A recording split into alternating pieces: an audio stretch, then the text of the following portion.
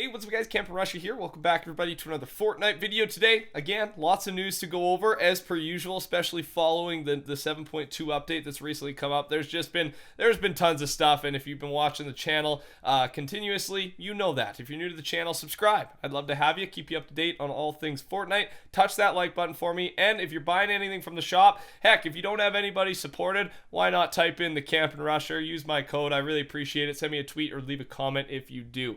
All right. Let's get right into it. So first off, the countdown on the TVs has begun. Yesterday, the message was there. One of the messages we leaked right when the update dropped. But then now it's actually, we have an official time for the Ice Storm event. And that's what we think, right? That's what we assume this countdown is. So here's a picture of the countdown. And this is just a reminder to set. This guy posted a Reddit post here. A reminder to set an alarm. It looks like this countdown is lined up for Saturday, 19 o'clock, 7 GMT or 2 p.m. EST. That's 11 a.m. PST. And then from there, if you can figure it out with what your time zone is. So set that reminder. I know I'm going to. There's no official announcement. This is all just via the countdown. But I mean, it's pretty official. I mean, Fortnite made the countdown, so I would declare that as fairly official. So I'll keep you updated if we get more news, such as an announcement or something. But I cannot wait. If this does happen, I will most likely be live streaming it. So make sure you tune in for that. All right. Couple things here we have not went over, and that's the map changes. So there's a lot of little map changes that I didn't even know about until today. So first, this is a very bad picture, but new junction sign in last update was added, Boneyard. So there's a small one, and the Polar Peak changes, I'm not really going to go over those because we've been covering Polar Peak, so there's more melting happening, more of the castle is revealed, more eggs are revealed, but most of you probably know this, especially if you're watching the videos, because I think I've been landing Tilted Towers in some of the videos post-update. The Tilted Towers building, once again, has changed. And don't worry, there's still pallets there. I was super hyped about that. I do not want them to take the pallets away again. It makes Tilted Towers probably my favorite spot. Just more worthwhile after winning it, right? It's nice to have some mats on your way out. And then on top of that, in Paradise Palms, in the desert biome, of course, there's a new ice cream shop called Soft D's. And there's some photos for you. What did it replace? It replaced a diner. Yeah, a diner located near Paradise Palms. So it's right near it, actually. It's not inside. And then in Wailing Woods, a new giant rock formation has appeared, and it appears to be the female counterpart of the male golem that's been on the map for quite a while now.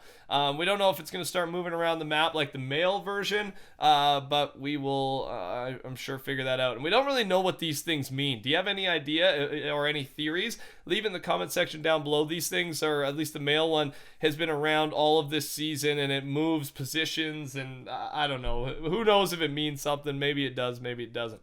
All right.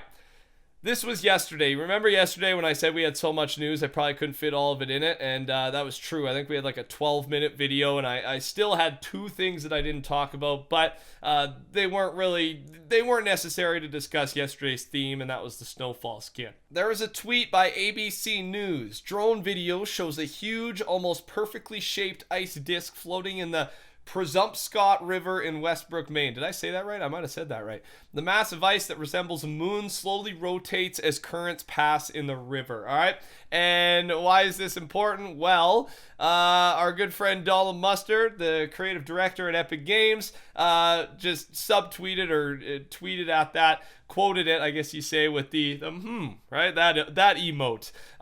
So this had like 4,200. So I don't know if this means anything, but is he referencing the sphere, the ice sphere? Because it does look very similar to the ice sphere, and it was just weird. People were liking this because it's like Fortnite's predicting real life. What the heck's going on? This also happened, remember, when Kevin the Cube came out. Then there was like a perfectly cubed iceberg revealed in real life, and it's just that Worlds Collide theme is I don't know, ironically working out, right? It's happening, but Fortnite's predicting real life. It should be the other way around.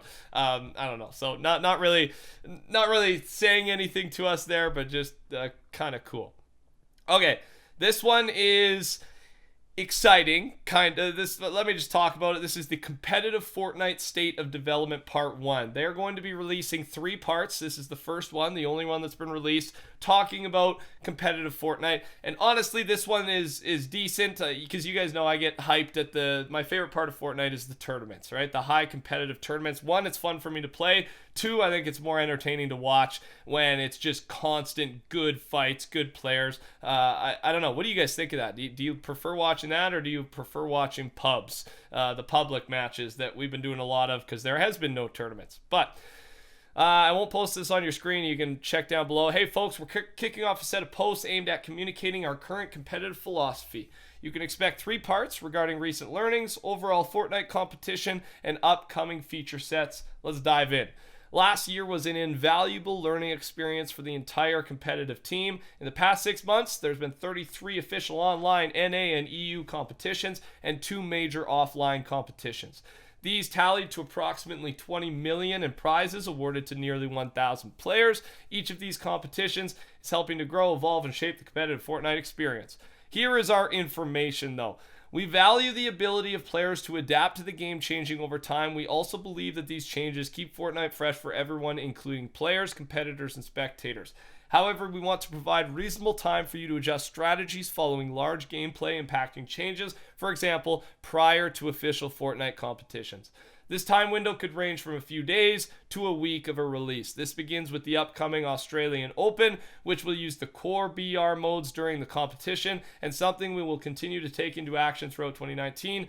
Fortnite will continue to update every week. However, for major official competitions, we may adjust for competitive needs. So, a long post, I was excited about this, but then I read it. I'm like, there's not that much information here. I mean, the key thing here is, let's use the most obvious example. When the sword came out, right, at Polar Peak, there was a huge, I think it was the Winter Royale, right? $1 million competition, the next day, something like that. And the sword, it was insane. I think Psalm, if you watch, there was a player that got 11 kills late game with the ice sword. And remember, past 7 kills, each kill is a point. So it was after months of training, working on the mechanics, these people are used to how the game works. And sure, there's an update every week, but the mechanic is usually not a crazy change. It's a slight adaptation sometimes.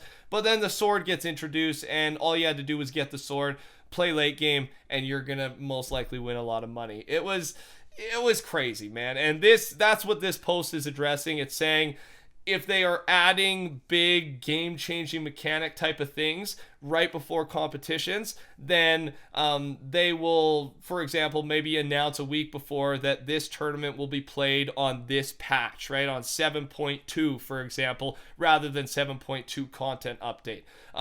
Most games do this. The one I know for sure is League of Legends. I used to watch League of Legends, and they're sometimes 2 or 3 patches behind what the actual public League of Legends patch is at that time. So it's the right way to do it, right? There's less random, less RNG, even though that's important in Battle Royale. That type of RNG shouldn't happen. So I'm happy about that.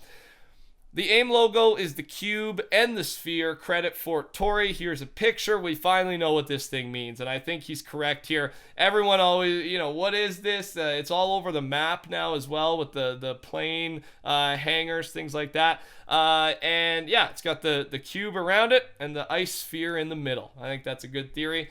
Thought I'd point that out. Now, this is a concept, and it's one of those concepts that actually it got Reddit Diamond and Reddit Silver. Now, I just know it's really cool when you get Reddit Diamond Silver. Don't know fully how it works, though, I gotta be honest. But is that over 6,000 upvotes? Very good concept. And you guys know with these bigger concepts on Reddit, it's obvious that an Epic employee has seen it, and there is a good chance it's come to the game. I don't know. We do this once in a while, and I'd say at least half the time these things end up getting added. So it is a train. Fortnite train concept. The picture's hilarious. The artwork is probably about my level of artwork if I tried to attempt this. Train has 5 connected parts. Caboose has 3 chest bonds. The rest of the train has 1 chest in each part. Train will allow players to contest a non-RNG form or rotation. Train is constantly moving throughout the whole map. Train will smash through builds placed on tracks and kill any player standing in the way. Train has flat cars that you can easily jump onto. Train has many pallets. And this is an awesome idea. This, to me, great, right? A constantly moving thing that, I don't know if you'd probably be able to see it on your mini map, right? So you could plan out routes based on where the train is. It could have some loot, some pallets. There could be another team on there, have like train fights. I don't know. I can't see any negative from this post, and I wanted to see if you guys thought the same as me. Is there anything really wrong with this? It just seems like an awesome idea to me. Next up here. Does this have any correlation? A quick little post here. Again, storyline related, 2.5K upvotes. Boom. It seems that there is a lot of correlation between some of the 4 main skins from last season and this season, right? We got the Vikings and now like the blue orbed Vikings. It's all about this blue orb or this blue gem that seems to relate these season 7 skins. And then we have, the tier 100 skin from last season with the Ice King this season. And remember, the tier 100 skin last season was the Harbinger, which was related to foreshadowing something big, a big event, sometimes related to a big ice storm, big winter storm. Well, I think we're finally finding out that foreshadowing was leading us to this moment, to Saturday, most likely, right? At 2 p.m. Eastern. I don't know. I thought there was some relation there. Don't know exactly how they're connected, but I think he's onto something. Other than that, ladies and gentlemen, we're going to end it right there. Thank you for watching. I really do appreciate it. Touch that like button for me if you can right now before you head out. Subscribe to the channel as well. Keep you up to date on all things Fortnite, and if you can, use code TheCampingRusher. It does help me out a lot, and I just appreciate it, man. Let me know if you do so I can say thank you. You could be featured in the next video. Take care, everybody. Talk tomorrow, most likely. Goodbye.